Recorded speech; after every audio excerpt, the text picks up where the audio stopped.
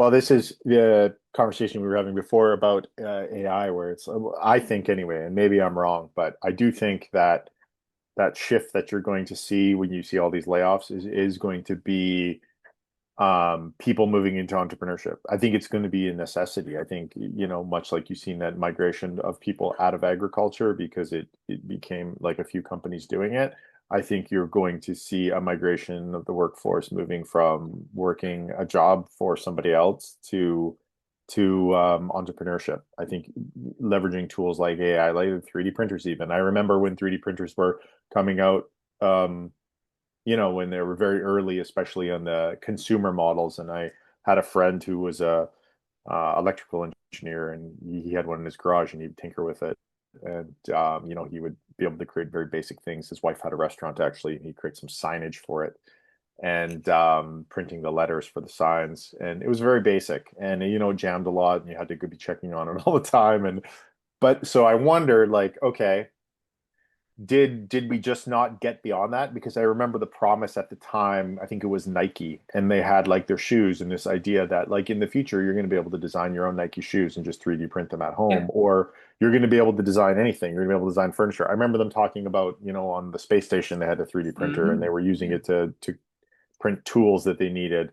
And it was like, the future is that everyone's going to be able to print whatever they want. You're not going to have to go to a store to buy it. And they were even able to, I think, 3D print, a small engine or something with moving Yep. parts that Yep. worked. And it was like, okay, so where did it fall off? Is it just that because we didn't get enough adoption early, it made it so that less money flowed into R&D, and so that the tools never got better. So you never got that momentum with adoption. Um, or is it that people just are reluctant to adopt new technology, so I it takes a long time, and so this is going to I be think something that happens over generations? I think there is a need to try. I think there is a need to there's a certain amount of risk taking that is involved in stuff like this. I think to some degree there requires a certain amount of freedom and capacity and a feeling for people who want to try something new, Mm. that you're not risking your whole well-being on this thing. I think I think there's a lot of factors in it. Like it makes me think something like like without even getting into the complicated stuff, it's like, oh, if your kid wants to buy a bike or a scooter, what if you had a store where you could go in there and custom design your bike and make it look the way you want it and put the horn on it or put the bell on it, and you could customize your helmet, and you go in there and just have a great day, like a birthday or Yeah, something, and your kid yeah. comes away with a scooter, and then you'd say, well, what's the point? What's the point of all this? I think there is a point of having a child, like at an early age, understand that, hey, I can design something, I can maintain something, I can learn, Mm, the mechanics of this thing. What mm. happens when you raise a whole generation of kids in a city or in a country where they're all, literate, mechanically literate, let's say, right? They're all little engineers before, and they're used to that idea that I can go in and fix something. I don't depend on an adult or somebody else to do things for me all the time, or a big company. And I feel like it changed. You slowly see the culture change. Culture changes Yeah. much slower than the technology. Our laws change much slower than the technology, right? We still have laws, about, music piracy and things like that, that date back to, when Napster. technology was completely different, right? And so, like the culture takes much longer to catch up. The laws and the legal and the ideas. And I do feel like that is one of those things that I'd really like to. I think there's things you can dig into yourself, like as a company, as a group, as an individual, where it's like, well, why am I not doing something? Why do I feel like I don't have the time to be creative or something like that? Am I spending it, in bureaucracy? Am I just bogged down with the day to day and not looking at when's the last time we talked about the vision of something? And I think for a lot of small companies and big companies, right, this is a hard discussion to have because you've got enough to do on a day to day. So then you lose track of what the vision is, right? So I think spending more Yeah. time on vision is a good thing because technology changes very fast and vision doesn't, right? And I, probably for a lot of people, it's like it's like 95/5. You're spending 95 on application and you're only spending a little bit of time on what is the future, what is the purpose, where do we fit?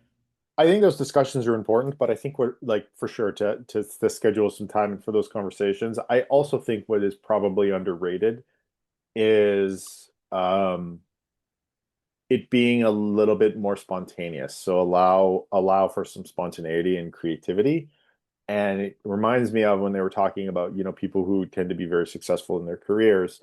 They don't have like just one area of interest that they're hyper focused on. They actually tend to have very broad and different interests, like somebody who's an engineer but also loves cooking, or somebody, and so then they'll develop like a kitchen gadget, you know what I mean? And just came out of nowhere. They never thought of it. Or somebody that's a musician and also a chemist, and they come up with, and there's this cross pollination, this Yeah. synthesis of information that sort of sparks new ideas.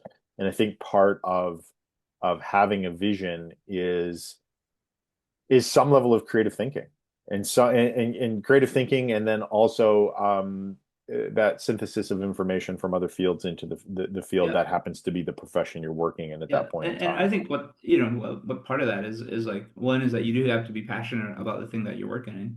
Two is that you do have to set aside time. Like a lot of these are it's not sitting in a bathtub eureka moment. Sometimes it's chatting with somebody else with similar interests, right?